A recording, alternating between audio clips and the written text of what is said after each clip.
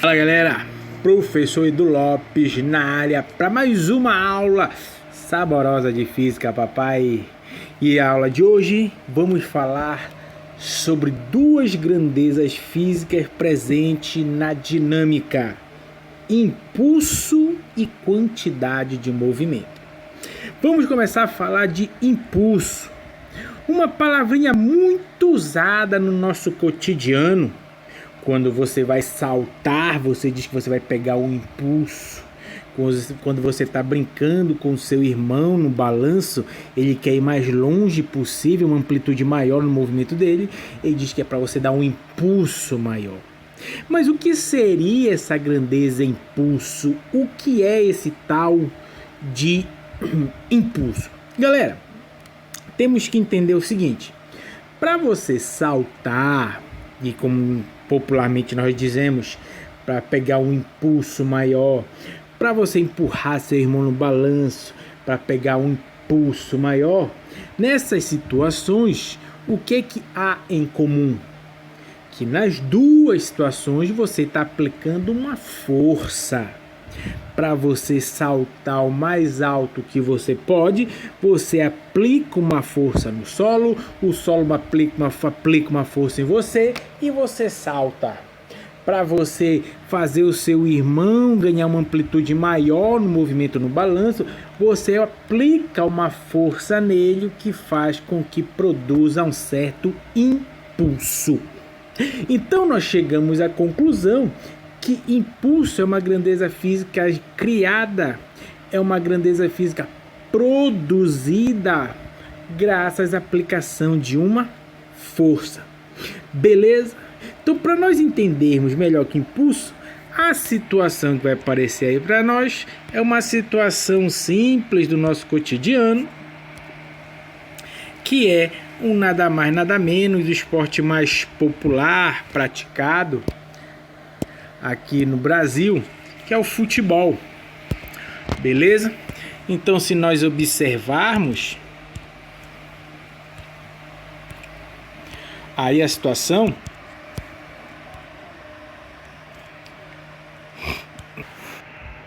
então podemos pegar como exemplo o simples fato da pessoa chutar uma bola, como está presente aí na figura. Ora, se ela chuta uma bola, o pé dela aplica uma força sobre a bola. Como acabei de te falar, força produz impulso. Beleza? Então, a primeira análise que nós vamos fazer é quanto nós caracterizarmos o impulso como uma força, como uma grandeza vetorial, melhor dizendo. O impulso é uma grandeza vetorial, representada por um vetor. Mas, professor, o que é mesmo uma grandeza vetorial? É aquela grandeza que é muito bem definida por três características: direção, sentido e módulo. Beleza? Então vamos caracterizar essa grandeza impulso de acordo com essas três características. A direção da grandeza impulso sempre vai ser a mesma direção da força. Então, se você aplica uma força na horizontal sobre uma pessoa, o impulso sobre ela também age na direção horizontal. Se você chuta uma bola para vertical, aplicando uma força na vertical, a grandeza impulso também estará na vertical. Essa mesma relação vale para o sentido. O sentido do impulso vai ser o mesmo sentido da força. Então, se a força aplicada sobre o corpo está no sentido para a direita, o impulso também estará para a direita. Se você aplica uma força no corpo no sentido para a esquerda, o impulso acompanha essa orientação também, indo no sentido para a esquerda. Beleza? O módulo, que é o que tu mais gosta, é a parte que mais te dá razão para viver. Como se calcula o impulso? Como lhe falei, o impulso é produzido por uma força. Então, a força vai contribuir aí para nós calcularmos o impulso.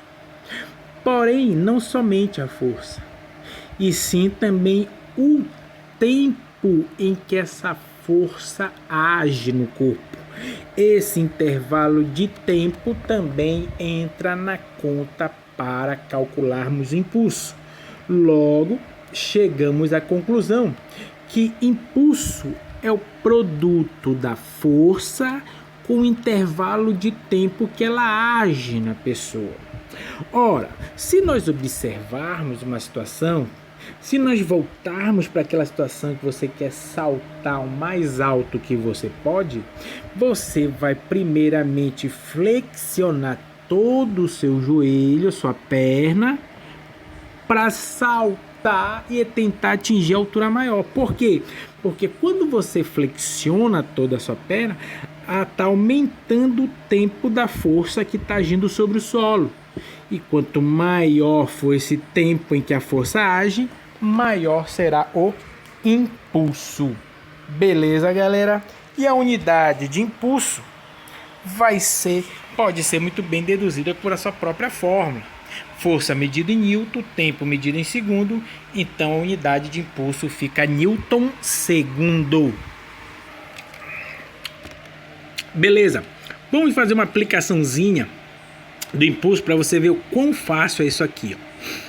Exemplo, em um clássico de futebol do futebol goiano, um jogador do Vila Nova dá um chute em uma bola aplicando-lhe uma força de intensidade de 7 vezes 10 ao quadrado newtons em 0,1 segundo em direção ao gol do Goiás. E o goleiro manifesta a reação de defesa ao chute, mas a bola entra para o delírio da torcida. Determine a intensidade do impulso do chute que o jogador dá na bola para fazer o gol. Então vamos extrair os dados da questão. A questão me deu a força, 7 vezes 10 ao quadrado newton, e o intervalo de tempo que ela agiu, que foi de 0,1 segundo, que eu vou jogar para potência, para ficar da mesma forma da força que está em potência e facilita meu cálculo. 0,1 é a mesma coisa que 10 elevado a menos 1 segundo. E a questão que é o impulso. Ora, então para nós calcularmos o impulso, nós vimos que o impulso é o produto da força com o intervalo de tempo. Então, se a questão me deu a força e o intervalo de tempo, basta eu substituir aí na fórmula do impulso. Força 7 vezes 10 ao quadrado. O intervalo de tempo, já na potência de 10, faz de 10 a menos 1. E aí eu recaio na multiplicação de potência de mesma base.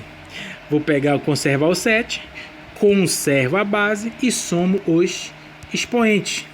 Então, quando eu somar o expoente 2 com menos 1, vai dar 1.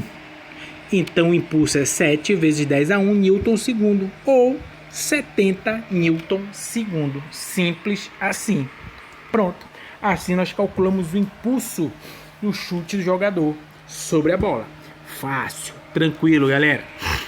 Galera, agora, se a força em questão for variável, para nós calcularmos o impulso, é necessário nós termos um gráfico que fala da variação da força pelo intervalo de tempo.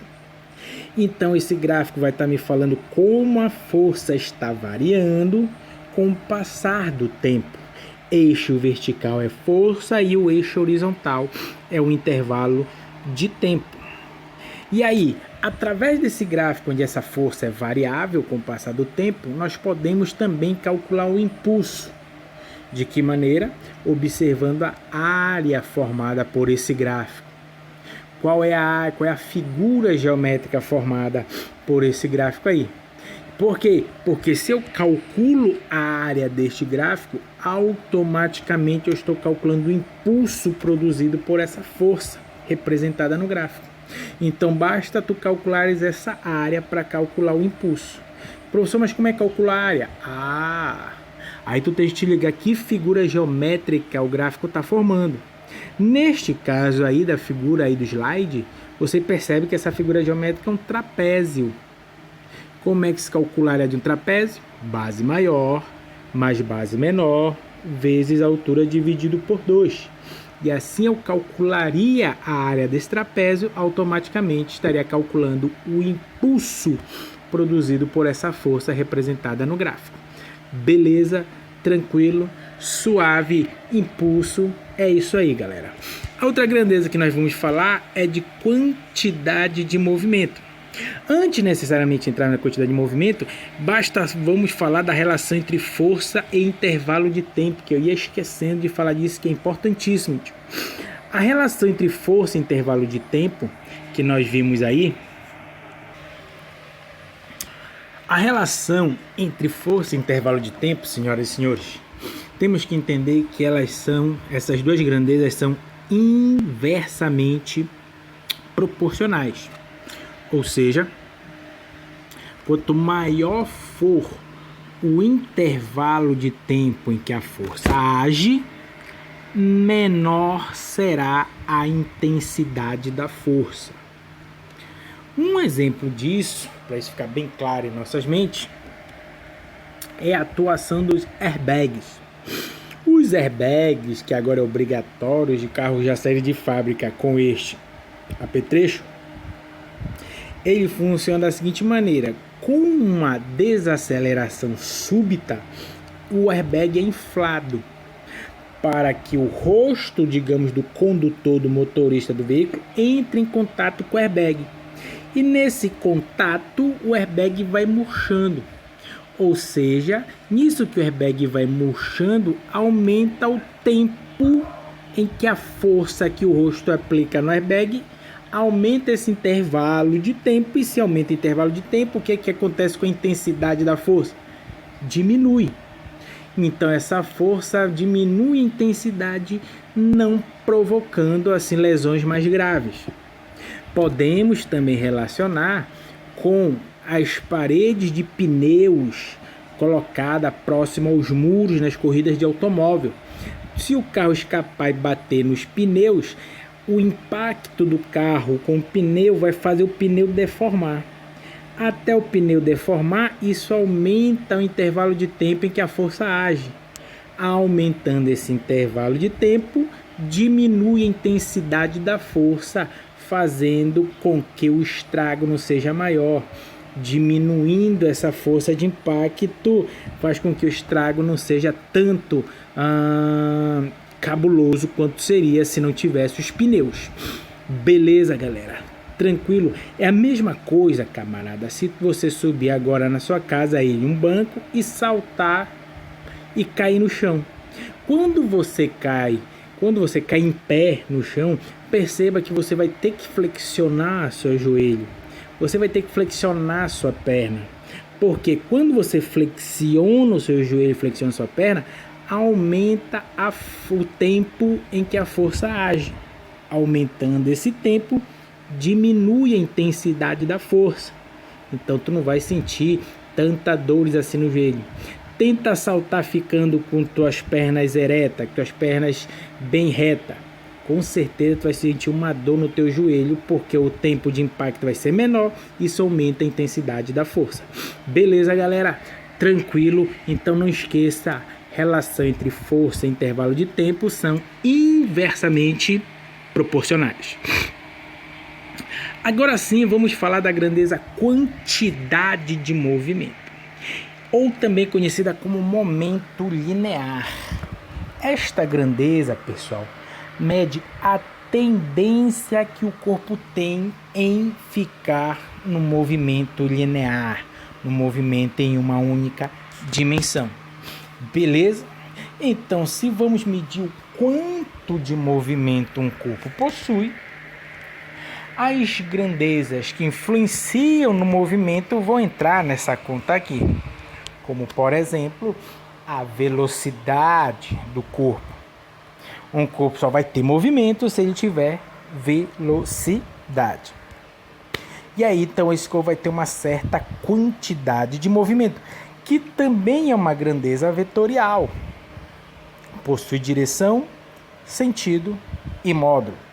A direção da quantidade de movimento é a mesma direção da velocidade, galera.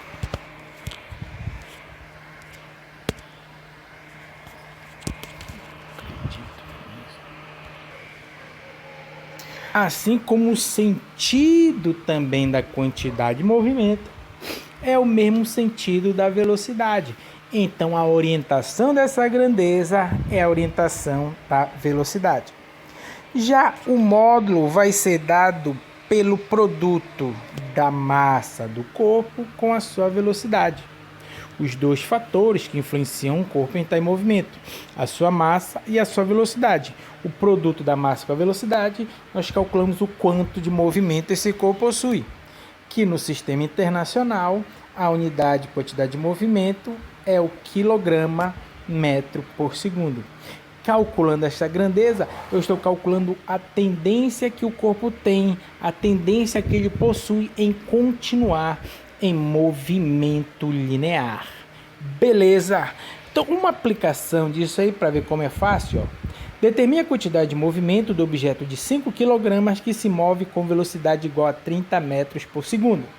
Extraindo os dados da questão, eu tenho a massa do corpo 5 kg, a sua velocidade 30 metros por segundo e vamos calcular a quantidade de movimento. Como é que nós calculamos essa tal quantidade de movimento? É o produto da massa com a velocidade. A massa 5 kg, a velocidade 30 metros por segundo. Fazendo essa continha 5 vezes 30, temos que a quantidade de movimento vai ser de 150 kg metro por segundo. Pronto. Simples, fácil, tranquilo.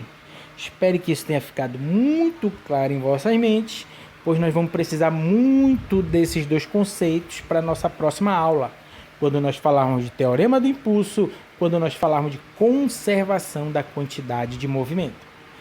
Forte abraço, até nosso próximo encontro, mas até lá, viverei de saudades.